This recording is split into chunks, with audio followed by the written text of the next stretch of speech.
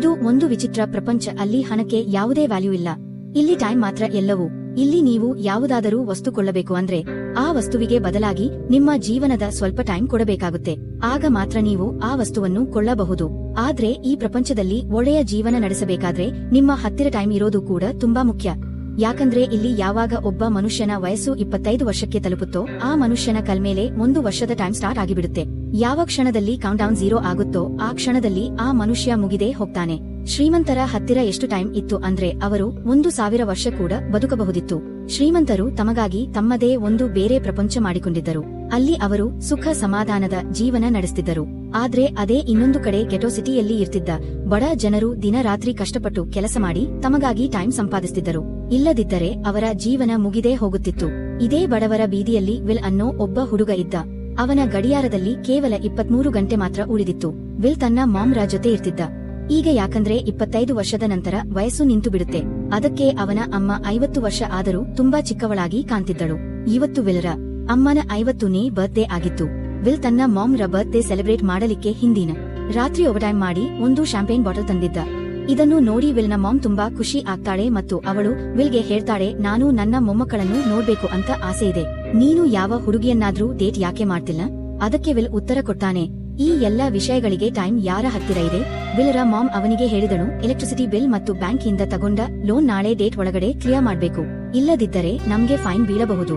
ಅದಕ್ಕಾಗಿ ಈಗ ನಾನು ಹೋಗ್ತಿದ್ದೇನೆ ಮತ್ತು ನಾಳೆ ರಾತ್ರಿ ಒಳಗಡೆ ಎಲ್ಲ ಬಿಲ್ಸ್ ಮತ್ತು ಬ್ಯಾಂಕ್ ಲೋನ್ ಕಟ್ಟಿ ವಾಪಸ್ ಬರ್ತೀನಿ. ಅವಳು ಹೇಳಿದಳು, ನನ್ನ ಹತ್ತಿರ ಕೇವಲ 3 ದಿನದ ಟೈಮ್ ಇದೆ. ಎಲೆಕ್ಟ್ರಿಸಿಟಿ ಬಿಲ್ ಮತ್ತು ಬ್ಯಾಂಕ್ ಲೋನ್ ತೀರಿಸೋದ್ರಲ್ಲಿ ನನ್ನ ಬಹುತೇಕ ಟೈಮ್ ಖರ್ಚಾಗಿ ಹೋಗುತ್ತೆ. ಅದಕ್ಕಾಗಿ ನಾಳೆ ಸಂಜೆ ನೀನು ಖಂಡಿತ ಬಸ್ ಸ್ಟಾಪ್ ನಲ್ಲಿ ನನಗಾಗಿ ವೇಟ್ ಮಾಡು. ಅದರಿಂದ ನನ್ನ ಟೈಮ್ ಮುಗಿಯೋ ಮೊದಲು ನಾನು ನಿನ್ನಿಂದ ಸ್ವಲ್ಪ ಟೈಮ್ ತಗೋಬಹುದು. ಇದಕ್ಕೆ ವಿಲ್ ಹೇಳಿದ, ಸರಿ ನಾನು ಟೈಮ್ಗೆ ಬರ್ತೀನಿ. ಹೋಗೋ ಮೊದಲು ವಿಲರ ಅಮ್ಮ ವಿಲರ ಕೈ ಮುಟ್ಟಿ ಅವನ ಬಾಡಿಗೆ 30 ನಿಮಿಷ ಟ್ರಾನ್ಸ್ಫರ್ ಮಾಡ್ತಾರೆ. ಅದರಿಂದ ವಿಲ್ ಒಳ್ಳೆ ಬ್ರೇಕ್ಫಾಸ್ಟ್ ಕೊಂಡು ತಿನ್ನಬಹುದು. ಆ ನಂತರ ಇಬ್ಬರು ತಮ್ಮ ತಮ್ಮ ಕೆಲಸಕ್ಕೆ ಹೊರಟು ಹೋದರು. ರಸ್ತೆಯಲ್ಲಿ ವಿಲ್ ಹತ್ತಿರ ಒಂದು ಚಿಕ್ಕ ಹುಡುಗಿ ಬರ್ತಾಳೆ. ಅವಳು ವಿಲ್ಗೆ ಒಂದು ಕ್ಯಾಪ್ಸೂಲ್ ಕೊಟ್ಟು ವಿಲ್ ಹತ್ತಿರ ಸ್ವಲ್ಪ ಟೈಮ್ ಕೇಳ್ತಾಳೆ. ವಿಲ್ ನಡ್ತಾ ಆ ಚಿಕ್ಕ ಹುಡುಗಿಗೆ ಕ್ಯಾಪ್ಸೂಲ್ನಲ್ಲಿ ತನ್ನ ಜೀವನದ 5 ನಿಮಿಷ ಟೈಮ್ ಕೊಡ್ತಾನೆ ಮತ್ತು ಅವಳು ಹೊರಟು ಹೋಗ್ತಾರೆ. ಇಲ್ಲಿ ನಮ್ಗೆ ಗೊತ್ತಾಗುತ್ತೆ ಈ ಜನ ತಮ್ಮ ಟೈಮ್ ಅನ್ನು ಒಂದು ಕ್ಯಾಪ್ಸೂಲ್ ಸ್ಟೋರ್ ಕೂಡ ಮಾಡಬಹುದು ಅಂತ.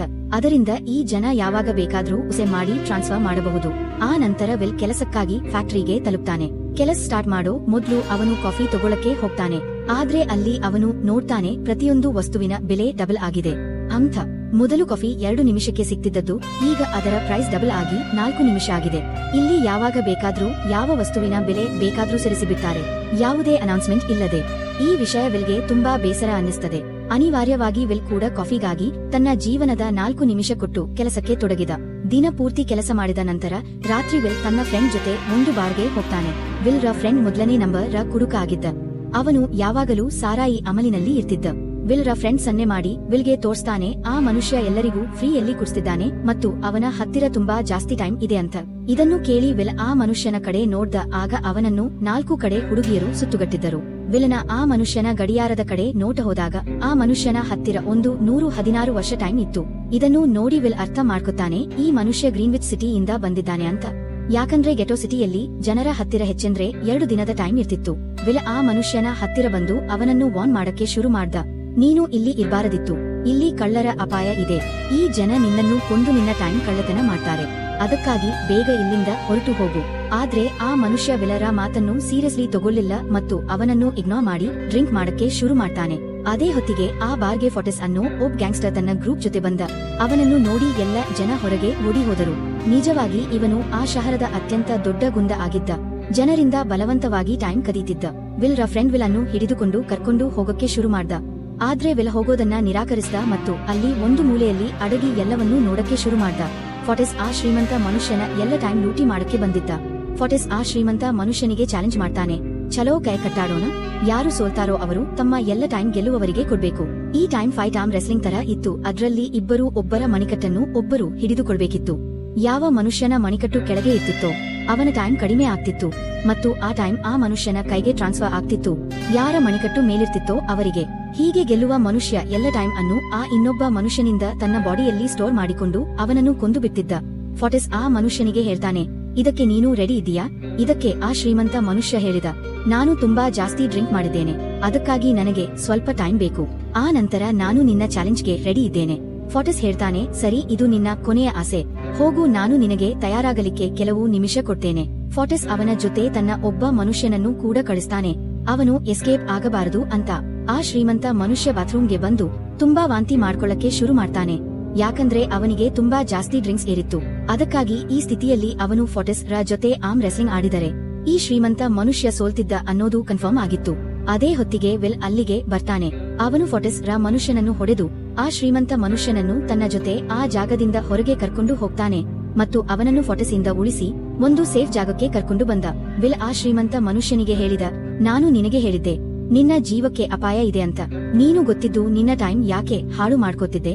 ಆ ಮನುಷ್ಯ ವಿಲ್ಗೆ ತನ್ನ ಹೆಸರು ಹೆನ್ರಿ ಅಂತ ಹೇಳ್ತಾನೆ ಮತ್ತು ವಿಲ್ಗೆ ಕೇಳ್ತಾನೆ, ನಿನ್ನ ವಯಸ್ಸೆಷ್ಟು ಅಂತ. ವಿಲ್ ಹೇಳಿದ 28 ವರ್ಷ. ಹೆನ್ರಿ ಹೇಳ್ದ, ನನ್ನ ವಯಸ್ಸು 105 ವರ್ಷ ಮತ್ತು ಈಗ ನಾನು ಜೀವನದಿಂದ ಬೇಸರಗೊಂಡಿದ್ದೇನೆ.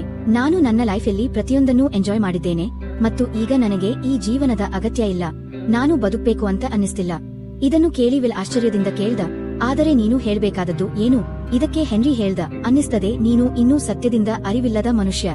ನೀನು ಎಂದಾದರೂ ಯೋಚಿಸಿದ್ದೀಯಾ ಈ ದುನಿಯಾದಲ್ಲಿ ಬೇರೆ ಬೇರೆ ಟೈಮ್ ಝೋನ್ಸ್ ಯಾಕೆ ಮಾಡಲಾಗಿದೆ ಅಂತ? ಯಾಕೆ ನಿನ್ನ ಟೈಮ್ ಝೋನ್ ಆದ ಗೆಟೋನಲ್ಲಿ ಯಾವ ಸಮಯದಲ್ಲಾದ್ರೂ ವಸ್ತುಗಳ ಬೆಲೆ ಮತ್ತು ಟ್ಯಾಕ್ಸ್ ಏರಿಸಿಬಿಡ್ತಾರೆ? ನಿಜವಾಗಿ ಇನ್ಫ್ಲೇಷನ್ ಅನ್ನು ಉದ್ದೇಶಪೂರ್ವಕವಾಗಿ ಏರಿಸ್ತಾರೆ. ಅದರಿಂದ ಬಡ ಜನರು ಸಾಯ್ತಿರ್ತಾರೆ ಮತ್ತು ಅವರ ಸಾವಿನ ಲಾಭ ಗ್ರೀನ್ವಿಚ್ ಟೈಮ್ ಝೋನ್ ದ ಶ್ರೀಮಂತ ಜನರಿಗೆ ಸಿಕ್ತಿರ್ತದೆ. ನಿಜವಾಗಿ ಈ ಎಲ್ಲ ಸಿಸ್ಟಮ್ ಅನ್ನು ಅವರೇ ಮಾಡಿದ್ದಾರೆ. ಸ್ವಲ್ಪ ಯೋಚಿಸು, ಅಲ್ಲಿ ಗ್ರೀನ್ವಿಚ್ ಟೈಮ್ ಝೋನ್ ದಲ್ಲಿ ಜನರ ಹತ್ತಿರ ಬದುಕಲಿಕ್ಕೆ ಸಾವಿರಾರು ವರ್ಷ ಇದೆ. ಆದ್ರೆ ಇಲ್ಲಿ ಗೆಟೋನಲ್ಲಿ ನೀವು ಜನರು ಪ್ರತಿದಿನ ಬದುಕಲಿಕ್ಕೆ ಕಷ್ಟಪಟ್ಟು ದುಡಿತೀರಿ. ಹೀಗಿರೋದಕ್ಕೆ ಕಾರಣ ಅವರು ನಿಮ್ಮನ್ನು ಹೀಗೆ ಮಾಡಲಿಕ್ಕೆ ಒತ್ತಾಯ ಮಾಡಿದ್ದಾರೆ. ಅವರು ನಿಮ್ಗೆ ಜಾಸ್ತಿ ಟೈಮ್ ಕೊಡೋಕೆ ಇಷ್ಟಪಡಲ್ಲ, ಅದರಿಂದ ನೀವು ಅನಿವಾರ್ಯವಾಗಿ ಅವರಿಗಾಗಿ ಕೆಲಸ ಮಾಡ್ತಿರ್ತೀರಿ. ಅವರು ಇನ್ಫ್ಲೇಷನ್ ಏರಿಸಿ ನಿಮ್ಮನ್ನು ಹೆಚ್ಚು ಹೆಚ್ಚು ಟೈಮ್ ಖರ್ಚು ಮಾಡಲಿಕ್ಕೆ ಒತ್ತಾಯ ಮಾಡ್ತಾರೆ. ಅದರಿಂದ ನಿಮ್ಮ ಟೈಮ್ ಉಪಯೋಗಿಸಿ ಅವರು ಯಾವಾಗಲೂ ಜೀವಿಸ್ತಿರ್ತಾರೆ. ಅವರು ತಮ್ಮ ಜೀವನದ ಪ್ರತಿದಿನ ಬಡವರ ಸಾವಿನಿಂದ ಸಂಗ್ರಹಿಸಿದ್ದಾರೆ ಮತ್ತು ನಾನು ಅಂತಹ ಜೀವನವನ್ನು ನಡೆಸಲು ಬಯಸುವುದಿಲ್ಲ, ಏಕೆಂದರೆ ಅದು ಬಡ ಅಸಹಾಯಕ ಜನರ ಸಾವಿನಿಂದ ಸಿಕ್ಕಿದ್ದು. ಇದೆಲ್ಲ ಕೇಳಿ ವಿಲ್ ಅರ್ಥ ಮಾಡ್ಕೊಂಡ ಹೆನ್ರಿ ತುಂಬಾ ಒಳ್ಳೆ ಮನಸ್ಸಿನ ಮನುಷ್ಯ ಅಂತ. ಹೆನ್ರಿ ವಿಲ್ಗೆ ಮುಂದೆ ಕೇಳಿದ, ನಿನ್ನ ಹತ್ತಿರ ನನ್ನಷ್ಟು ಟೈಮ್ ಇದ್ದಿದ್ದರೆ ನೀನು ಏನು ಮಾಡ್ತಿದ್ದೆ? ವಿಲ್ ನಗ್ತಾ ಹೇಳಿದ, ಮೊದಲು ನಾನು ಪದೇ ಪದೇ ಟೈಮ್ ನೋಡೋದನ್ನ ನಿಲ್ಲಿಸ್ತಿದ್ದೆ, ಯಾಕಂದ್ರೆ ಆ ಹೊತ್ತಿಗೂ ವಿಲ್ ಹತ್ತಿರ ಕೇವಲ 18 ಗಂಟೆ ಇರ್ತಿತ್ತು. ಅವನು ಮಲಗೋ ಮೊದ್ಲು ಮೇಲೆದ್ದ ನಂತರ ಊಟ ಮಾಡ್ತಾ ಯಾವಾಗಲೂ ತನ್ನ ಗಡಿಯಾರ ನೋಡ್ತಿದ್ದ, ಯಾಕಂದ್ರೆ ನನಗೆ ಭಯ ಆಗ್ತದೆ ನನ್ನ ಟೈಮ್ ಮುಗಿದು ಹೋಗಿ ನಾನು ಸತ್ತು ಹೋಗ್ತೇನೆ ಅಂತ. ವಿಲ್ ಹೇಳ್ತಾನೆ, ನನ್ನ ಮಾಮ್ ಮನೆ ನಿಭಾಯಿಸಲಿಕ್ಕೆ ತುಂಬಾ ಕಷ್ಟಪಡ್ತಾರೆ. ನಿನ್ನಂತೆ ನನ್ನ ಹತ್ತಿರ ಅಷ್ಟು ಜಾಸ್ತಿ ಟೈಮ್ ಇದ್ದಿದ್ದರೆ ನಾನು ನನ್ನ ಮಾಮ್ಗಾಗಿ ಗ್ರೀನ್ವಿಚ್ ಸಿಟಿಯಲ್ಲಿ ಒಂದು ಒಳ್ಳೆ ಮನೆ ಖರೀದಿಸುತ್ತಿದ್ದೆ ಮತ್ತು ನಾವಿಬ್ಬರೂ ಅಲ್ಲಿ ಸಂತೋಷದಿಂದ ಜೀವನ ನಡೆಸ್ತಿದ್ವಿ. ಆ ನಂತರ ವಿಲ್ ಹೆನ್ರಿಗೆ ಹೇಳ್ದ, ಇವತ್ತು ರಾತ್ರಿ ನಾವು ಇಲ್ಲೇ ಇರ್ಬೇಕು. ಬೆಳಿಗ್ಗೆ ಆಗ್ತಿದ್ದಂತೆ ಅಪಾಯ ಮುಗಿದಿರುತ್ತೆ, ಆಗ ನೀನು ವಾಪಸ್ ನಿನ್ನ ಮನೆಗೆ ಹೋಗಬಹುದು. ಆ ನಂತರ ಇಬ್ಬರೂ ಮಲಗ್ತಾರೆ. ಬೆಳಿಗ್ಗೆ ಎದ್ದು ಹೆನ್ರಿ ನೋಡ್ತಾನೆ ವಿಲ್ ಇನ್ನೂ ಮಲಗಿದ್ದಾನೆ ಅಂತ. ಅವನು ವಿಲ್ ಹತ್ತಿರ ಬಂದು ಅವನ ಹತ್ತಿರ ಎಷ್ಟು ಟೈಮ್ ಇತ್ತೋ ಅದೆಲ್ಲವನ್ನು ವಿಲ್ಗೆ ಟ್ರಾನ್ಸ್ಫರ್ ಮಾಡ್ತಾನೆ ಮತ್ತು ತನ್ನ ಹತ್ತಿರ ಕೆಲವೇ ನಿಮಿಷ ಉಳಿಸಿಕೊಂಡು ಒಂದು ಬ್ರಿಡ್ಜ್ ಮೇಲೆ ಹೋಗಿ ಕೂತ್ಕೊಂಡ. ವಿಲ್ ಎದ್ದಾಗ ನೋಡಿದ ಹೆನ್ರಿ ಅಲ್ಲಿಂದ ಹೊರಟು ಹೋಗಿದ್ದ. ಅದೇ ಹೊತ್ತಿಗೆ ಯಾವಾಗಲೂ ಎದ್ದ ನಂತರ ವಿಲ್ ತನ್ನ ಗಡಿಯಾರ ನೋಡಿದ. ವಿಲರ ಗಡಿಯಾರದಲ್ಲಿ ಒಂದು 116 ವರ್ಷ ಆಡ್ ಆಗಿತ್ತು. ಇದನ್ನು ನೋಡಿ ಅವನ ಕಣ್ಣುಗಳು ಬಿಟ್ಟು ನೋಡಿದ. ಅವನಿಗೆ ಅನ್ನಿಸ್ತು ಅವನು ಇನ್ನೂ ಕನಸಿನಲ್ಲಿ ಇದ್ದಾನೆ ಮತ್ತು ಕನಸು ಕಾಣ್ತಿದ್ದಾನೆ ಅಂತ. ಅದೇ ಹೊತ್ತಿಗೆ ವಿಲ್ರ ಕಣ್ಣು ವಿಂಡೋ ಮೇಲೆ ಬಿದ್ದಿತು. ಅಲ್ಲಿ ಬರೆದಿತ್ತು, ನನ್ನ ಟೈಮ್ ವ್ಯರ್ಥ ಮಾಡ್ಬೇಡ. ಅವನಿಗೆ ಅರ್ಥ ಆಯ್ತು, ಹೆನ್ರಿ ನನಗೆ ತನ್ನ ಎಲ್ಲ ಟೈಮ್ ಕೊಟ್ಟು ಹೋಗಿದ್ದಾನೆ ಅಂತ. ಅದೇ ಹೊತ್ತಿಗೆ ವಿಲ್ ಹೆನ್ರಿಯನ್ನು ದೂರ ಒಂದು ಬ್ರಿಡ್ಜರ ಅಂಚಿನಲ್ಲಿ ಕೂತಿರೋದು ನೋಡ್ದ. ವಿಲ್ ಬೇಗ ಹೆನ್ರಿರ ಕಡೆ ಮಡ್ಡಿದ, ಆದ್ರೆ ಈಗ ತುಂಬಾ ಲೇಟ್ ಆಗಿ ಹೋಗಿತ್ತು, ಯಾಕಂದ್ರೆ ಹೆನ್ರಿ ಹತ್ತಿರ ಈಗ ಕೆಲವೇ ಸೆಕೆಂಡ್ಸ್ ಉಳಿದಿದ್ವು ಮತ್ತು ಸ್ವಲ್ಪ ಹೊತ್ತಿನ ನಂತರ ಅವನು ಒಂದು ದೇಹದ ಅಲುಗಾಡುವಿಕೆಯಿಂದ ಸತ್ತು ಬ್ರಿಡ್ಜಿಯಿಂದ ಕೆಳಗೆ ನೀರಿಗೆ ಬಿದ್ದ. ವಿಲ್ಗೆ ಹೆನ್ರಿರ ಸಾವಿನಿಂದ ತುಂಬಾ ಜಾಸ್ತಿ ನೋವು ಆಯ್ತು. ಈಗ ವಿಲ್ ಹತ್ತಿರ ಒಂದು 116 ವರ್ಷದ ಜೀವನ ಇತ್ತು ಮತ್ತು ಅವನಿಗೆ ಅರ್ಥ ಆಯ್ತು, ನಾನು ಇಲ್ಲಿ ಉಳಿದ್ರೆ ಜನ ಅನ್ಕೊಂಡ್ಬಿಟ್ಟಾರೆ ಹೆನ್ರಿಯನ್ನು ಇವನೇ ಕೊಂದ ಅಂತ. ವಿಲ್ ಬೇಗ ತನ್ನ ಫ್ರೆಂಡ್ ಹತ್ತಿರ ಹೋಗ್ತಾನೆ. ವಿಲ್ರ ಫ್ರೆಂಡ್ ವಿಲ್ರ ಕೈಯಲ್ಲಿ ಇಷ್ಟೊಂದು ಟೈಮ್ ನೋಡಿ ಶಾಕ್ ಆಗ್ತಾನೆ. ಆ ನಂತರ ವಿಲ್ ತನ್ನ ಫ್ರೆಂಡ್ಗೆ 10 ವರ್ಷ ಟೈಮ್ ಕೊಟ್ಟ. ಇದನ್ನು ನೋಡಿ ವಿಲ್ರ ಫ್ರೆಂಡ್ ಅವನಿಗೆ ಮನಸ್ಸಾರೆ ಧನ್ಯವಾದ ಹೇಳ್ತಾನೆ. ವಿಲ್ ಹೇಳ್ತಾನೆ, ಇಲ್ಲಿ ಇರೋದು ನನಗೆ ಈಗ ಸರಿಯಲ್ಲ, ಯಾಕಂದ್ರೆ ಇಷ್ಟೊಂದು ಜಾಸ್ತಿ ಟೈಮ್ ನೋಡಿ ನನ್ನ ಟೈಮ್ ಕದಿಯಲು ಯಾರಾದ್ರೂ ನನ್ನನ್ನು ಕೊಲ್ಲಬಹುದು. ಈಗ ನಾನು ನನ್ನ ಅಮ್ಮನಿಗಾಗಿ ಗ್ರೀನ್ವಿಚ್ ಸಿಟಿಯಲ್ಲಿ ಒಂದು ಒಳ್ಳೆ ಮನೆ ಕೊಳ್ಳಬಹುದು ಮತ್ತು ಅಲ್ಲಿ ಸೇಫ್ ಲೈಫ್ ನಡೆಸ್ತೇನೆ. ಆ ನಂತರ ವಿಲ್ ತನ್ನ ಫ್ರೆಂಡ್ಗೆ ಗುಡ್ ಬೈ ಹೇಳಿ ಅಲ್ಲಿಂದ ಹೊರಟು ಹೋದನು ಮತ್ತು ನೇರ ಆ ಬಸ್ ಸ್ಟಾಪ್ಗೆ ಹೋಗಿ ಮಾಮ್ಗಾಗಿ ವೇಟ್ ಮಾಡಕ್ಕೆ ಶುರು ಮಾಡ್ದ. 2 ದಿನ ಹಿಂದೆ ಅವನ ಅಮ್ಮ ಅವನಿಗೆ ಹೇಳಿದ್ದಳು, ನಾನು ಎಲೆಕ್ಟ್ರಿಸಿಟಿ ಬಿಲ್ ಮತ್ತು ಬ್ಯಾಂಕ್ ಲೋನ್ ಕಟ್ಟಿ ಈ ಬಸ್ ಸ್ಟಾಪ್ಗೆ ಬರ್ತೇನೆ ಅಂತ. ಇನ್ನೊಂದು ಕಡೆ ವಿಲ್ರ ಮಾಮ್ ಎಲ್ಲ ಲೋನ್ ಮತ್ತು ಬಿಲ್ಸ್ ಕಟ್ಟಿ ಮನೆಗೆ ಹಿಂತಿರುಗಲಿಕ್ಕೆ ಬಸ್ ಹತ್ತಿದಳು. ಆದ್ರೆ ಅದೇ ಹೊತ್ತಿಗೆ ಅವಳಿಗೆ ಗೊತ್ತಾಯ್ತು ಒಂದೇ ದಿನದಲ್ಲಿ ಬಸ್ ಟಿಕೆಟ್ ರ ಬೆಲೆ ಡಬಲ್ ಆಗಿದೆ ಅಂತ. ಮೊದಲು ಅಲ್ಲಿ ಟಿಕೆಟ್ 1 ಗಂಟೆಗೆ ಸಿಗ್ತಿದ್ದದ್ದು ಈಗ ಪ್ರೈಸ್ 2 ಗಂಟೆ ಆಗಿತ್ತು. ಇದನ್ನು ನೋಡಿ ವಿಲ್ರ ಮಾಮ್ ತುಂಬಾ ಜಾಸ್ತಿ ಗಾಬರಿ ಆಗ್ತಾರೆ. ಯಾಕಂದ್ರೆ ವಿಲ್ರ ಮಾಮ್ ಹತ್ತಿರ ಕೇವಲ 1.5 ಗಂಟೆ ಉಳಿದಿತ್ತು. ವಿಲ್ರ ಮಾಮ್ ಬಸ್ ಡ್ರೈವರ್ ಹತ್ತಿರ ರಿಕ್ವೆಸ್ಟ್ ಮಾಡ್ತಾರೆ, ಮುಂದಿನ ಸ್ಟಾಪ್ ನಲ್ಲಿ ನನ್ನ ಮಗ ಬಾಕಿ ಟೈಮ್ ಕೊಡ್ತಾನೆ ಅಂತ. ಆದ್ರೆ ಬಸ್ ಡ್ರೈವರ್ ಹೇಳುತ್ತಾನೆ ನೋ ವೇ, ಚಾನ್ಸ್ ಇಲ್ಲ ಅಂತ.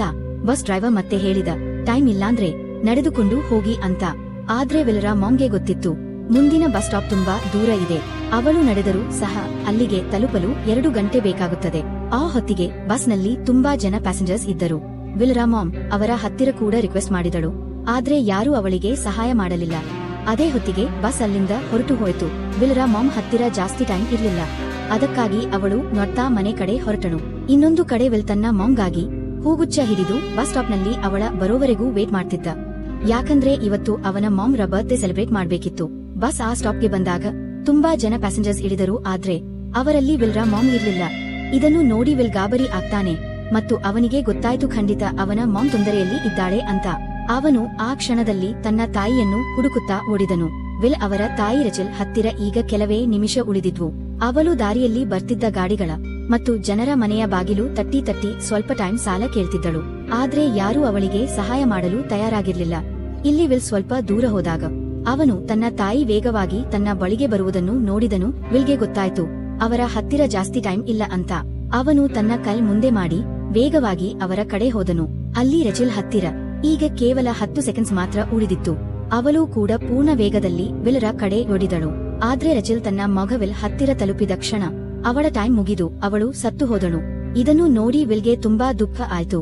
ಯಾಕಂದ್ರೆ ಅವನು ತನ್ನ ಮಾಮ್ಗಾಗಿ ಎಷ್ಟೆಲ್ಲ ಕನಸು ಕಂಡಿದ್ದ. ಅವನು ಜೋರಾಗಿ ಅಳ್ಳಿಕ್ಕೆ ಶುರು ಮಾಡ್ದ. ಮರುದಿನ ಬೆಳಿಗ್ಗೆ ಹೆನ್ರಿರ ಡೆಡ್ ಬಾಡಿ ಟೈಮ್ ಕೀಪರ್ಸ್ ಗೆ ಸಿಕ್ಕಿ ಬಿಟ್ಟಿತ್ತು ಮತ್ತು ಆ ಟೈಮ್ ಕೀಪರ್ಸ್ ಅಲ್ಲಿ ಇನ್ವೆಸ್ಟಿಗೇಷನ್ ಮಾಡುತ್ತಿದ್ದರು.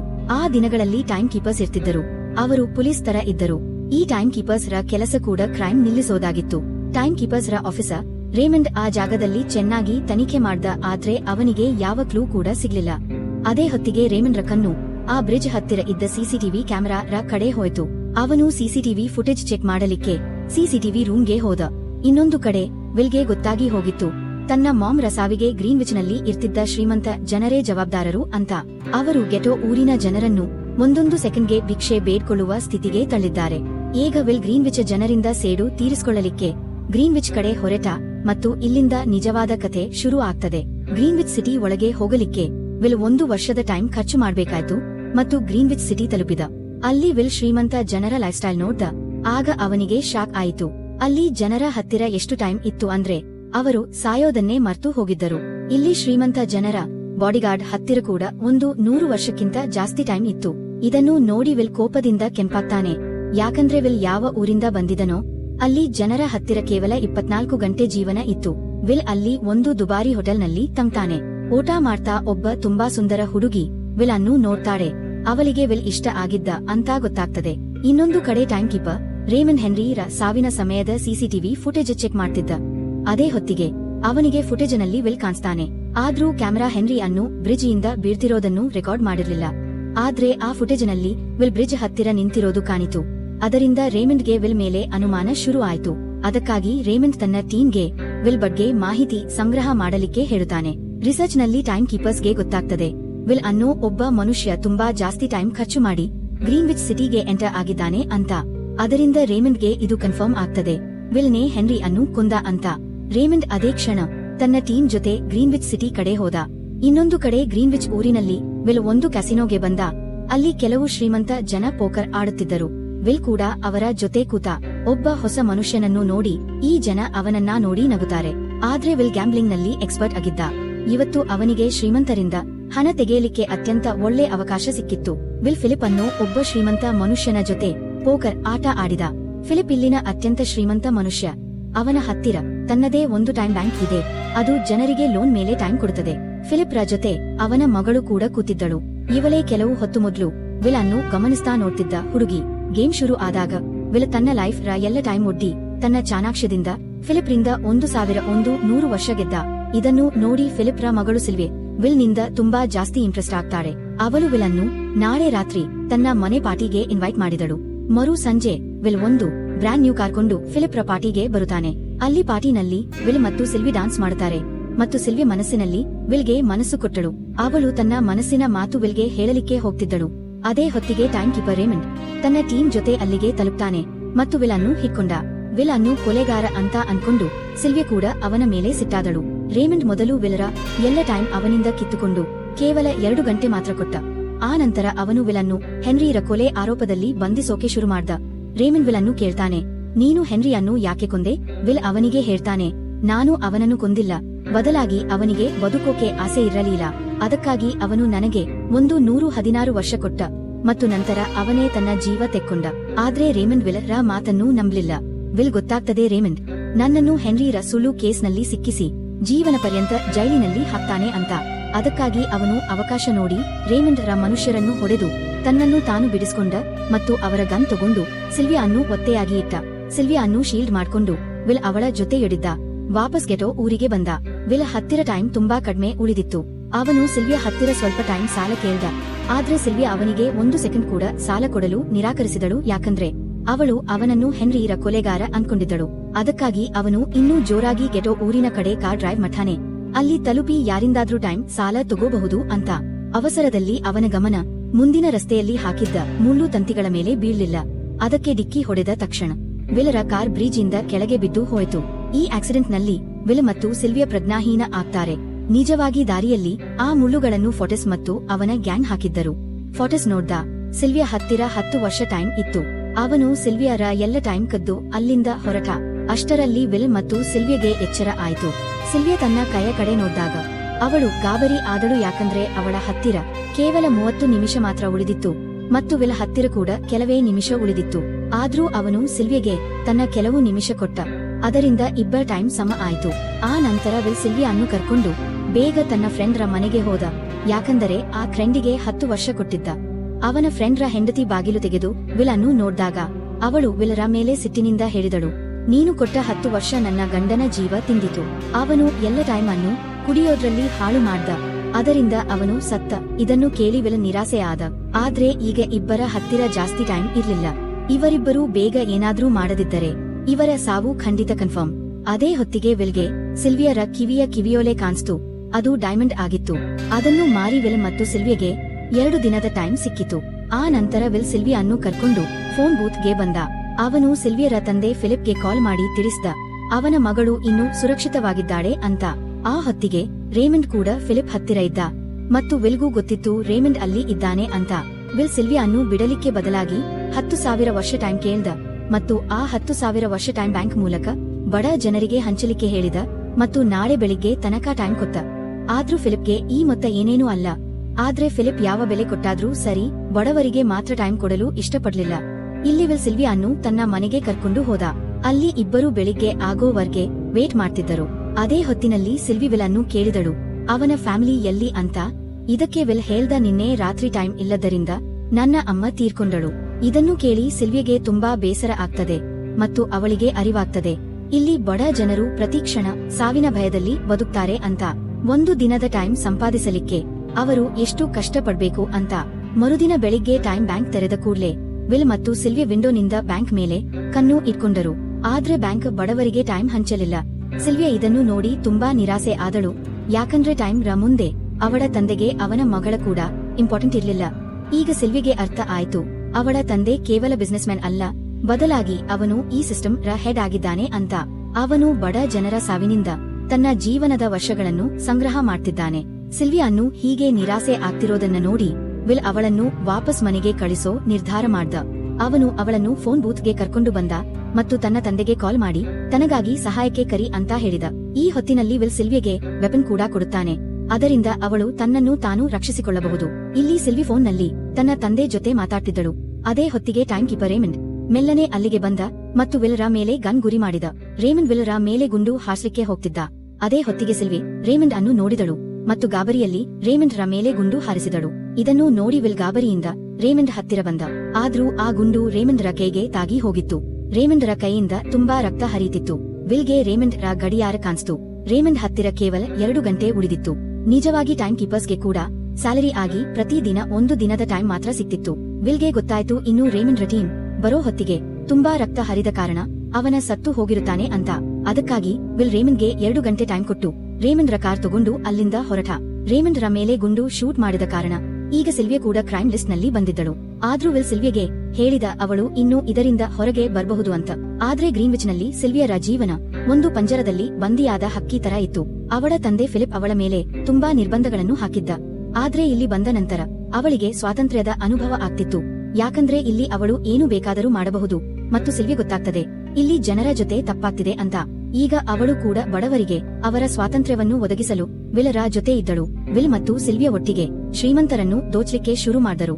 ಸಿಲ್ವಿಯಾಗೆ ಗ್ರೀನ್ವಿಚ್ ಸಿಟಿಯ ಮೂಲೆ ಮೂಲೆ ಗೊತ್ತಿದ್ದ. ಅದಕ್ಕಾಗಿ ಈ ಇಬ್ಬರು ಪ್ಲಾನ್ ಮಾಡಿದರು.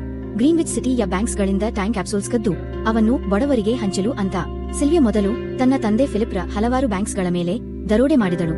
ಯಾಕಂದ್ರೆ ಫಿಲಿಪ್ ಬಡವರ ಸಾವಿನಿಂದ ಆ ಎಲ್ಲ ಟೈಮ್ ಸಂಗ್ರಹ ಮಾಡಿದ್ದ. ಈ ಇಬ್ಬರು ತಿಜೋರಿಯಿಂದ ಎಲ್ಲ ಟೈಮ್ ಕ್ಯಾಪ್ಸೂಲ್ಸ್ ಒಂದು ಬ್ಯಾಗ್ ನಲ್ಲಿ ಪ್ಯಾಕ್ ಮಾಡಿಕೊಂಡು ಅಲ್ಲಿಂದ ಹೊರಟು ಮತ್ತು ಅವನ್ನು ಬಡವರಿಗೆ ಹಂಚಲಿಕ್ಕೆ ಶುರು ಮಾಡಿದರು. ಇಷ್ಟು ದೊಡ್ಡ ಕಳ್ಳತನ ಮಾಡಿದ ನಂತರ ಈಗ ಗವರ್ಮೆಂಟ್ ಕೂಡ ಈ ಇಬ್ಬರಿಂದ ಬೇಸರ ಆಗಿತ್ತು. ಅದಕ್ಕಾಗಿ ಗವರ್ಮೆಂಟ್ ಈ ಇಬ್ಬರ ತಲೆ ಮೇಲೆ 10 ವರ್ಷದ ಟೈಮ್ ಬಹುಮಾನ ಇಟ್ಟು ಬಿಟ್ಟಿತ್ತು. ಈ ಸುದ್ದಿ ಕೇಳ್ತಿದ್ದಂತೆ ಗ್ಯಾಂಗ್ಸ್ಟರ್ ಫೋರ್ಟಿಸ್ ಈ ಇಬ್ಬರನ್ನು ನಾಯಿ ತರ ಹುಡ್ಕಕ್ಕೆ ಶುರು ಮಾಡಿದ. ಆದ್ರೆ ವಿಲ್ ಮತ್ತು ಸಿಲ್ವಿ ಪ್ರತಿದಿನ ತಮ್ಮ ಠಿಕಾಣೆ ಚೇಂಜ್ ಮಾಡುತ್ತಾ ಇದ್ದರು. ಅದರಿಂದ ಅವರು ಯಾರ ಕೈಗೂ ಸಿಕ್ತಿರ್ಲಿಲ್ಲ. ಇವರಿಬ್ಬರು ಒಂದು ಹೋಟೆಲ್ನಲ್ಲಿ ಅಡಗಿದ್ದರು. ಇವರ ಹತ್ತಿರ ಟೈಮ್ ರ ಕೊರತೆ ಇಲ್ಲದ ಕಾರಣ ಇಡೀ ಹೋಟೆಲ್ ಅನ್ನೇ ಬುಕ್ ಮಾಡ್ಕೊಂಡಿದ್ದರು. ಫೋರ್ಟಿಸ್ ಇವರಿಬ್ಬರನ್ನು ಹುಡುಕಾಟದಲ್ಲಿ ಆ ಹೋಟೆಲರ ಹೊರಗೆ ಬಂದ. ಅಲ್ಲಿ ಅವನು ಕೆಲವು ಜನರನ್ನು ಹಿಡುಕೊಂಡು ಅವರಿಂದ ವಿಲ್ ಮತ್ತು ಸಿಲ್ವಿ ಬಗ್ಗೆ ಕೇಳೋಕೆ ಶುರು ಮಾಡಿದ. ಆದ್ರೆ ಆ ಜನರ ಮೇಲೆ ವಿಲ್ ಮತ್ತು ಸಿಲ್ವಿಯರ ತುಂಬಾ ಋಣ ಇತ್ತು. ಅದಕ್ಕಾಗಿ ಈ ಜನ ಸಾಯಲಿಕ್ಕೆ ತಯಾರಿದ್ದರು. ಆದ್ರೆ ವಿಲ್ ಮತ್ತು ಸಿಲ್ವಿಯರ ಲೊಕೇಶನ್ ಹೇಳಲಿಕ್ಕೆ ತಯಾರಿರ್ಲಿಲ್ಲ. ಆದ್ರೆ ಫೋರ್ಟಿಸ್ ಆ ಜನರ ಮೇಲೆ ತುಂಬಾ ಜಾಸ್ತಿ ಒತ್ತಾಯ ಮಾಡಿದಾಗ ಅವರಲ್ಲಿ ಒಬ್ಬ ಸಾವಿನ ಭಯದಿಂದ ಫೋರ್ಟಿಸ್ಗೆ ವಿಲ್ ಮತ್ತು ಸಿಲ್ವಿ ಅಡಗಿದ್ದರೋ ಆ ಹೋಟೆಲ್ ಬಗ್ಗೆ ಹೇಳಿಬಿಡುತ್ತಾನೆ.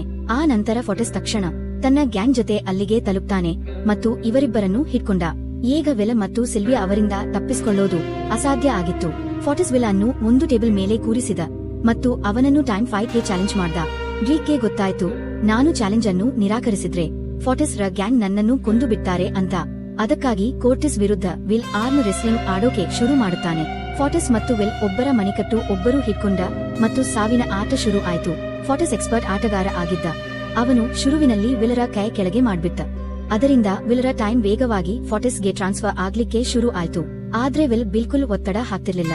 ಅವನು ಗೊತ್ತಿದ್ದು ಸೋಲ್ತಿದ್ದ ಅಂತ ಅನ್ನಿಸ್ತಿತ್ತು. ಆದ್ರೆ ಯಾವಾಗ ವಿಲ್ ಹತ್ತಿರ ತನ್ನ ಜೀವನದ 3-4 ಸೆಕೆಂಡ್ಸ್ ಮಾತ್ರ ಉಳಿದ್ವು ಆಗ ವಿಲ್ ತನ್ನ ಪಾವ ತೋರಿಸಿ ಒಂದೇ ಕ್ಷಣದಲ್ಲಿ ಫೋರ್ಟಿಸ್ ರ ಕೈ ಕೆಳಗೆ ಮಾಡ್ಬಿಟ್ಟ. ಫೋರ್ಟಿಸ್ಗೆ ತುಂಬಾ ಶಾಕ್ ಆಯ್ತು. ಅವನು ಪೂರ್ಣ ಶಕ್ತಿ ಹಾಕಿ ತನ್ನ ಕೈ ಮೇಲೆ ಮಾಡ್ಕೊಳ್ಳಕ್ಕೆ ಟ್ರೈ ಮಾಡ್ತಿದ್ದ. ಆದ್ರೆ ವಿಲರ ತಾಕತ್ತಿನ ಮುಂದೆ ಅವನು ವೀಕ್ ಆಗ್ತಿದ್ದ. ಇದನ್ನು ನೋಡಿ ಫೋರ್ಟಿಸ್ ರ ಗ್ಯಾಂಗ್ ರ ಗಮನ ಫೋರ್ಟಿಸ್ ರ ಗಡಿಯಾರದ ಮೇಲೆ ನಿಂತ್ಕೊಂಡಿತ್ತು. ಈಗ ಅವರ ಬಾಸ್ ಸಾಯ್ತಾನೆ ಅಂತ ಗೊತ್ತಾಗ್ತಿತ್ತು. ಅದೇ ಹೊತ್ತಿಗೆ ಅವಕಾಶ ಸಿಕ್ಕಿ ವಿಲ್ ತನ್ನ ಶೂಗಳಿಂದ ಗನ್ ತೆಕ್ಕೊಂಡ ಮತ್ತು ಕಣ್ ಮಿಟುಕಿಸೋ ವೇಳೆಗಾಗ್ಲೇ ಫೋರ್ಟಿಸ್ ರ ಎಲ್ಲ ಗ್ಯಾಂಗ್ ರನ್ನು ಶೂಟ್ ಮಾಡ್ಬಿಟ್ಟ. ಯಾಕಂದ್ರೆ ಅವನು ಹಾಗೆ ಮಾಡದಿದ್ದರೆ ಅವರು ಅವನನ್ನು ಕೊಂದ್ಬಿಟ್ಟಿದ್ದರು. ಅದರ ಜೊತೆ ಫೋರ್ಟಿಸ್ ರ ಟೈಮ್ 0 ಆಯ್ತು ಮತ್ತು ಅವನು ಕೂಡ ಸತ್ತು ಹೋದ. ವಿಲ್ ಮತ್ತು ಸಿಲ್ವಿ ಬೇಗ ಅಲ್ಲಿಂದ ಎಸ್ಕೇಪ್ ಆದರು. ಅದೇ ಹೊತ್ತಿನಲ್ಲಿ ಅವರು ನೋಡಿದರು ಗ್ರೀನ್ವಿಚ್ ಶ್ರೀಮಂತರು ಇಡೀ ಆಟವನ್ನು ಕಂಪ್ಲೀಟ್ ಆಗಿ ಬದಲಿಸಿದ್ದಾರೆ ಅಂತ. ವಿಲ್ ಮತ್ತು ಸಿಲ್ವಿಯ ಬಡವರಿಗೆ ಎಷ್ಟು ಟೈಮ್ ಹಂಚಿದ್ದರೋ ಅದರ ವ್ಯಾಲ್ಯೂ ಈಗ ಮತ್ತೆ ತುಂಬಾ ಕಡಿಮೆ ಆಗಿ ಹೋಗಿತ್ತು. ಯಾಕಂದ್ರೆ ಶ್ರೀಮಂತರು ಇನ್ಫ್ಲೇಷನ್ ಅನ್ನು ಹಲವು ಪಟ್ಟು ಏರಿಸಿ ಬಿಟ್ಟಿದ್ದರು. ಇದನ್ನು ನೋಡಿ ವಿಲ್ ಸೋತ ಹಾಗೆ ಫೀಲ್ ಆದ ಮತ್ತು ಅವನಿಗೆ ಅನ್ನಿಸ್ತು ನಾನು ಯಾವಾಗ್ಲೂ ಈ ಬಡವರಿಗೆ ಅವರ ಹಕ್ಕು ಕೊಡ್ಸ್ಲಿಕ್ಕೆ ಆಗಲ್ಲ ಅಂತ. ಅವನು ಸಿಲ್ವಿಯಾಗೆ ಹೇಳಿದ ಈಗ ಎಲ್ಲ ಮುಗಿದು ಹೋಯ್ತು. ಅವರು ಜನರಿಗೆ 1000 ವರ್ಷ ಹಂಚಿದ್ರು. ಶ್ರೀಮಂತ ಜನ ಇನ್ಫ್ಲೇಷನ್ ಇನ್ನೂ ಜಾಸ್ತಿ ಮಾಡ್ತಾರೆ. ಅದರಿಂದ ಜನರ ಪರಿಸ್ಥಿತಿ ಎಂದು ಸರಿ ಆಗಲ್ಲ ಅಂತ. ಸಿಲ್ವಿಯಾ ಹೇಳಿದಳು ಯಾವುದಾದ್ರೂ ದಾರಿ ಇರ್ತದೆ. ಇದಕ್ಕೆ ವಿಲ್ ಹೇಳಿದ ನಾವು ಲಕ್ಷ ವರ್ಷ ಕದ್ದು ಈ ಜನರಿಗೆ ಕೊಡ್ಬೇಕು. ಆಗ ಮಾತ್ರ ನಾವು ಇನ್ಫ್ಲೇಷನ್ ಅನ್ನು ಕಂಟ್ರೋಲ್ ಮಾಡಬಹುದು. ಆದ್ರೂ ಇದು ಅಷ್ಟು ಸುಲಭ ಆಗಿರ್ಲಿಲ್ಲ. ಆದ್ರೆ ಸಿಲ್ವಿಯಾ ಇದಕ್ಕಾಗಿ ಒಂದು ಪ್ಲಾನ್ ಮಾಡಿದಳು. ಮರುದಿನ ಬೆಳಿಗ್ಗೆ ಫಿಲಿಪ್ ತನ್ನ ಬಾಡಿಗಾರ್ಡ್ಸ್ ಜೊತೆ ಆಫೀಸ್ ತಲುಪಿದಾಗ ಅದೇ ಹೊತ್ತಿಗೆ ಸಿಲ್ವಿಯಾ ಅಲ್ಲಿಗೆ ಬಂದಳು ಮತ್ತು ತನ್ನ ತಂದೆಗೆ ಹೇಳಿದಳು ತಾನು ಸರೆಂಡರ್ ಮಾಡ್ಬೇಕು ಅಂತ. ಆಗ ಎಲ್ಲ ಗಾರ್ಡ್ಸ್ ಸಿಲ್ವಿಯಾ ಮೇಲೆ ಗನ್ ಪಾಯಿಂಟ್ ಮಾಡಿದರು. ಅದೇ ಹೊತ್ತಿಗೆ ಅಲ್ಲಿ ಹಿಂದ್ಗಡೆ ಗಾರ್ಡ್ ರ ಡ್ರೆಸ್ ನಲ್ಲಿ ಅಡಗಿದ್ದ ವಿಲ್ ಬಂದ. ಅವನು ಫಿಲಿಪ್ ರ ತಲೆ ಮೇಲೆ ಗನ್ ಇಟ್ಟ ಮತ್ತು ಅವನ ಮೂಲಕ ಲಾಕರ್ ರ ಬಾಗಿಲು ಓಪನ್ ಮಾಡಿಸಿದ. ವಿಲ್ ಮತ್ತು ಸಿಲ್ವಿ ಫಿಲಿಪ್ ರ ಲಾಕರ್ ನಿಂದ ಒಂದು ಟೈಮ್ ಕ್ಯಾಪ್ಸೂಲ್ ತೆಗೆದುಕೊಂಡರು. ಅದರಲ್ಲಿ 10 ಲಕ್ಷ ವರ್ಷದ ಟೈಮ್ ಇತ್ತು. ಈ ಟೈಮ್ ಕ್ಯಾಪ್ಸೂಲರ 1 ವರ್ಷ ಬಡವರ ಸಾವಿನಿಂದಲೇ ಬಂದಿತ್ತು. ವಿಲ್ ಮತ್ತು ಸಿಲ್ವಿಯಾ ಆ ಟೈಮ್ ಕ್ಯಾಪ್ಸೂಲ್ ತಗೊಂಡು ಎಸ್ಕೇಪ್ ಆದರು. ಇಲ್ಲಿ ರೇಮಂಡ್ಗೆ ಈ ವಿಷಯ ಗೊತ್ತಾದಾಗ ಅವನು ತಕ್ಷಣ ವಿಲ್ ಮತ್ತು ಸಿಲ್ವಿಯರ ಹಿಂದೆ ಬಿದ್ದ. ರೇಮಂಡ್ ತನ್ನ ಕಲ್ ಮೇಲಿನ ಗಡಿಯಾರ ನೋಡ್ದಾಗ ಅವನ ಹತ್ತಿರ 1 ಗಂಟೆ ಕೂಡ ಉಳಿದಿರ್ಲಿಲ್ಲ. ಅವನು ಹೆಡ್ ಕ್ವಾರ್ಟರ್ಸ್ಗೆ ಕಾಲ್ ಮಾಡಿ ಹೇಳ್ತಾನೆ ನನ್ನ ಸ್ಯಾಲರಿ ಕ್ಯಾಪ್ಸೂಲ್ ಕಳಿಸಿಕೊಡಿ ಯಾಕೆಂದರೆ ನನ್ನ ಹತ್ತಿರ ಟೈಮ್ ಕಡಿಮೆ ಆಗ್ತಿದೆ ಅಂತ. ಆದ್ರೆ ಕ್ಯಾಪ್ಸೂಲ್ ಇಂದ ತನ್ನ ಬಾಡಿಗೆ ಟೈಮ್ ಟ್ರಾನ್ಸ್ಫರ್ ಮಾಡ್ಕೊಳ್ಳೋ ಮೊದ್ಲೇ ಅವನಿಗೆ ವಿಲರ ಕಾರ್ ಕಾಣಿಸ್ಬಿಡುತ್ತದೆ ಮತ್ತು ಅವನು ಕ್ಯಾಪ್ಸುಲಿಂದ ಬಾಡಿಗೆ ಟೈಮ್ ಟ್ರಾನ್ಸ್ಫರ್ ಮಾಡ್ಕೊಳ್ಳದೆ ಅವರ ಹಿಂದೆ ಬಿದ್ದ. ಯಾಕಂದ್ರೆ ಆ 10 ಲಕ್ಷ ವರ್ಷ ಬಡವರಿಗೆ ಸಿಕ್ಬಿಟ್ಟರೆ ಗೆಟೋ ಟೈಮ್ ಝೋನ್ ದ ಪ್ರತಿಯೊಬ್ಬ ಮನುಷ್ಯ ಅಮರ ಆಗುತ್ತಾರೆ ಮತ್ತು ಶ್ರೀಮಂತರು ಮಾಡಿದ ಇಡೀ ಸಿಸ್ಟಮ್ ಧ್ವಂಸ ಆಗ್ ಹೋಗ್ತಿತ್ತು. ರೇಮಂಡ್ ವಿಲ್ ಮತ್ತು ಸಿಲ್ವಿಯಾ ಅನ್ನು ಹಿಡ್ಕೊಳ್ಳಲಿಕ್ಕೆ ತನ್ನ ಪ್ರಾಣ ಪಣಕ್ಕಿಟ್ಟ. ಆದ್ರೆ ಅವರನ್ನು ತಡೆಯೋಕೆ ಅವನಿಗೆ ಆಗ್ಲಿಲ್ಲ. ವಿಲ್ ಮತ್ತು ಸಿಲ್ವಿ ರೇಮಂಡ್ ಅನ್ನು ಟ್ರಿಕ್ ಮಾಡಿ ಗೆಟೋ ಊರಿಗೆ ಬಂದ್ರು ಮತ್ತು ಆ ಟೈಮ್ ಕ್ಯಾಪ್ಸುಲ್ ಒಂದು ಚಿಕ್ಕ ಹುಡುಗಿಯ ಕೈಗೆ ಒಪ್ಪಿಸಿದರು. ಅವರಿಗೆ ಗೊತ್ತಿತ್ತು ರೇಮಂಡ್ ನೇರ ನಮ್ಮ ಹಿಂದೆ ಗೆಟೋ ಊರಿಗೆ ಬರ್ತಾನೆ ಅಂತ. ಅದಕ್ಕಾಗಿ ಈ ಜಾಗ ಬಿಟ್ಟು ಒಂದು ಹೊಸ ಜಾಗಕ್ಕೆ ಹೋಗ್ಬಿಟ್ಟರು. ಅಲ್ಲಿ ಅವರು ಗೆಟೋ ಜನರಿಗೆ ಲಕ್ಷಾಂತರ ವರ್ಷ ಹಂಚಿ ಅವರನ್ನು ಅಮರ ಮಾಡಿದ್ದರು. ಆದ್ರೆ ಸ್ವತಃ ಈ ಇಬ್ಬರ ಹತ್ತಿರ ತುಂಬಾ ಕಡಿಮೆ ಟೈಮ್ ಉಳಿದಿತ್ತು. ದುರ್ದೈವದಿಂದ ಅದೇ ಕ್ಷಣ ರೇಮಂಡ್ ಅವರಿಬ್ಬರನ್ನು ಹಿಡ್ಕೊಂಡ. ರೇಮಂಡ್ ವಿಲ್ ಅನ್ನು ಬೆದರಿಕೆ ಮಾಡ್ತಾ ಹೇಳುತ್ತಾನೆ, ನಿನ್ನ ಜೀವದ ಮೇಲೆ ಆಸೆ ಇದ್ರೆ ಕದ್ದ ಎಲ್ಲ ಟೈಮ್ ವಾಪಸ್ ಕೊಟ್ಟು ಬಿಡು. ಆಗ ವಿಲ್ ಅವನಿಗೆ ತನ್ನ ಗಡಿಯಾರದ ಟೈಮ್ ತೋರಿಸಿದ. ವಿಲ್ ಮತ್ತು ಸಿಲ್ವಿಯಾ ಹತ್ತಿರ ಕೆಲವೇ ನಿಮಿಷ ಉಳಿದಿದ್ದವು. ವಿಲ್ ರೇಮಂಡ್ಗೆ ಹೇಳಿದ, ನನ್ನ ಉಪಕಾರವನ್ನು ಮರೆತಿದ್ದೀರಾ? ನೀನು ಸಾಯ್ತಿದ್ದಾಗ ನಾನು ನಿನಗೆ ಸ್ವಲ್ಪ ಟೈಮ್ ಸಾಲ ಕೊಟ್ಟಿದ್ದೆ ಅಂತ ನೆನಪಿದ್ಯಾ? ಆ ಟೈಮ್ ನೀನೇ ನನಗೆ ವಾಪಸ್ ಕೊಡ್ಬೇಕು. ಇದನ್ನು ಕೇಳಿ ರೇಮಂಡ್ಗೆ ನೆನಪಾಯ್ತು ವಿಲ್ ಮತ್ತು ಸಿಲ್ವಿಯಾ ಅನ್ನು ಹಿಡ್ಕೊಳ್ಳೋ ಅವಸರದಲ್ಲಿ ತನ್ನ ಟೈಮ್ ರ ಬಗ್ಗೆ ಗಮನ ಕೊಡ್ಲೇ ಇಲ್ಲ ಅಂತ. ಅವನು ತನ್ನ ಗಡಿಯಾರ ನೋಡ್ದಾಗ ಅವನ ಹತ್ತಿರ ಕೇವಲ 5 ಸೆಕೆಂಡ್ಸ್ ಮಾತ್ರ ಉಳಿದಿದ್ದವು. ನೋಡ್ತಿದ್ದಂತೆ ಅದು 0 ಆಯ್ತು ಮತ್ತು ರೇಮಂಡ್ ಸತ್ತನು. ವಿಲ್ ಮತ್ತು ಸಿಲ್ವಿ ರೇಮಂಡ್ ಇಂದ ತಪ್ಪಿಸಿಕೊಂಡಿದ್ದರು. ಆದ್ರೆ ಈ ಇಬ್ಬರ ಹತ್ತಿರ ಈಗ ಕೇವಲ 1 ನಿಮಿಷ ಮಾತ್ರ ಉಳಿದಿತ್ತು. ಆ ದೂರದ ಜಾಗದಲ್ಲಿ ಅವರಿಗೆ ಸಹಾಯ ಮಾಡಲಿಕ್ಕೆ ಯಾರೂ ಇರ್ಲಿಲ್ಲ. ಅವರಿಗೆ ತಮ್ಮ ಸಾವು ಸ್ಪಷ್ಟ ಕಾಣ್ತಿತ್ತು. ಈ ಇಬ್ಬರೂ ನಿರಾಶೆ ಆಗಿ ಒಬ್ಬರನ್ನೊಬ್ಬರು ತಬ್ಬಿಕೊಂಡರು ಮತ್ತು ಅದೇ ಹೊತ್ತಿಗೆ ವಿಲ್ಗೆ ರೇಮಂಡ್ ರ ಕಾರ್ ಕಾಣಿಸ್ತು.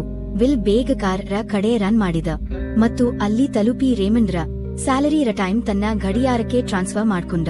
ಆ ನಂತರ ಅವನು ಸಿಲ್ವಿಗೆ ಕೂಡ ಟೈಮ್ ಕೊಡಲಿಕ್ಕೆ ಅವಳ ಕಡೆ ರನ್ನಿಂಗ್ ಮಾಡ್ಕೊಂಡು ಬಂದ. ಸಿಲ್ವಿಯಾ ಕೂಡ ವೇಗವಾಗಿ ವಿಲರ ಕಡೆ ಎಡುತ್ತಿದ್ದಳು. ಸಿಲ್ವಿಯಾ ಹತ್ತಿರ ಕೆಲವೇ ಸೆಕೆಂಡ್ಸ್ ಉಳಿದಿದ್ದವು. ಇದು ಆಲ್ಮೋಸ್ಟ್ ಅದೇ ರೀತಿಯ ಕ್ಷಣ ಆಗಿತ್ತು. ಯಾವ ರೀತಿ ವಿಲ್ ತನ್ನ ಮಾಮ್ ಅನ್ನು ಕಳ್ಕೊಂಡಿದ್ದ ಅದೇ ರೀತಿ ವಿಲ್ ತನ್ನ ಮಾಮ್ ಅನ್ನು ಕಳ್ಕೊಂಡಿದ್ದ. ಆದ್ರೆ ಸಿಲ್ವಿಯಾ ಅನ್ನು ಕಳ್ಕೊಳ್ಳೋದು ಅವನಿಗೆ ಇಷ್ಟ ಇರ್ಲಿಲ್ಲ. ವಿಲ್ ಸಿಲ್ವಿಯಾರ ಆಲ್ಮೋಸ್ಟ್ ಹತ್ತಿರ ಇದ್ದ. ಆದ್ರೆ ಆ ಕ್ಷಣ ಸಿಲ್ವಿ ವಿಲರ ತೋಳಿನಲ್ಲಿ ಬಿದ್ದಳು. ಅದೃಷ್ಟವಶಾತ್ ವಿಲ್ ಸರಿಯಾದ ಸಮಯಕ್ಕೆ ಸಿಲ್ವಿಯರ ಕೈ ಹಿಡ್ಕೊಂಡ. ಅದರಿಂದ ಅವಳ ಜೀವ ಉಳಿಯಿತು. ವಿಲ್ ಮತ್ತು ಸಿಲ್ವಿಯರ ಕಾರಣ ಈಗ ಡೇಟನ್ ಊರಿನ ಎಲ್ಲ ಜನ ಅಮರ ಆಗಿ ಹೋಗಿದ್ದರು. ಈಗ ಅವರಿಗೆ 1 ಗಂಟೆ ಸಂಪಾದಿಸಲಿಕ್ಕೆ ಫ್ಯಾಕ್ಟರೀಸ್ ನಲ್ಲಿ ಕೆಲಸ ಮಾಡ್ಬೇಕಾಗಿರ್ಲಿಲ್ಲ. ಅವರೆಲ್ಲ ತಮ್ಮ ಕನಸು ಪೂರೈಸಿಕೊಳ್ಳಲಿಕ್ಕೆ ಗ್ರೀನ್ವಿಚ್ ಊರಿನ ಕಡೆ ಹೊರಟರು. ಅದರಿಂದ ಶ್ರೀಮಂತರು ಮಾಡಿದ ಇಡೀ ಸಿಸ್ಟಮ್ ಫೇಲ್ ಆಗ್ಬಿಟ್ಟಿತ್ತು ಮತ್ತು ಇದರ ಜೊತೆ ಈ ಕತೆ ಮುಗಿದು ಹೋಗ್ತದೆ.